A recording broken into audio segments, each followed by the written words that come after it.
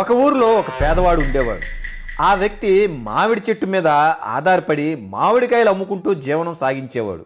ఒకరోజు ఆ దారినే వెళ్తున్న ఒక సాధువుని ఈ వ్యక్తి చూసి ఇంటికి తీసుకెళ్లి భోజనం పెట్టి సేవలు చేసి అక్కడ ఉన్న ఆ మామిడి చెట్టుని చూపించి ఇదే నా జీవన ఆధారం అని చెప్పి ఆ వ్యక్తి పని మీద అక్కడి నుంచి బయటికి వెళ్ళిపోతాడు.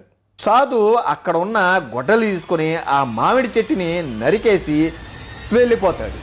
ఇంటికి తిరిగి వచ్చిన ఆ వ్యక్తి నరికేసి కింద పడి ఉన్న ఆ మామిడి చెట్టుని చూసి షాక్ అయ్యి బాధతో ఏడుస్తూ ఆ సాధుని తిట్టుకుంటూ, నేను అంత సేవ చేశా కానీ సాధు నాకు ఎంత అన్యాయం చేశాడు, నాకు జీవనాధారమైన ఈ మామిడి చెట్టుని నరికేశాడు, ఓ దేవుడా ఇది న్యాయమా అని అరుస్తూ ఏడుస్తున్నాడు.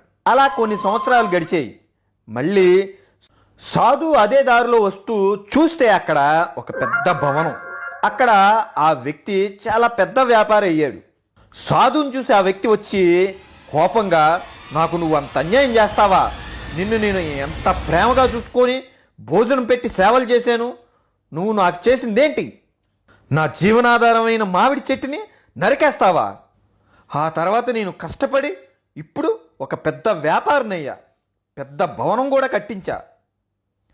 అప్పుడు సాధు చిరునవ్వు నవ్వి, అరే అమాయకుడా, నేను నీకు మంచి చేశా, చూసావా ఆ మామిడి చెట్టుని నేను నరక్కుండా ఆ చెట్టు అక్కడే ఉంటే కనుక నువ్వు దాని మీద ఆధారపడి ఆ కాయలు అమ్ముతూ అలాగే ఉండేవాడివి.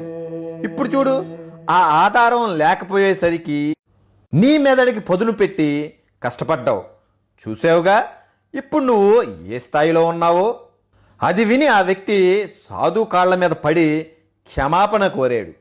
ఉన్న చోటే ఉంటే అక్కడే ఉంటాం, ధైర్యంగా ముందుకు వెళ్తే ఎక్కడికో వెళ్తాం. కష్టం వచ్చింది అంటే అది మన మార్పు కోసమే.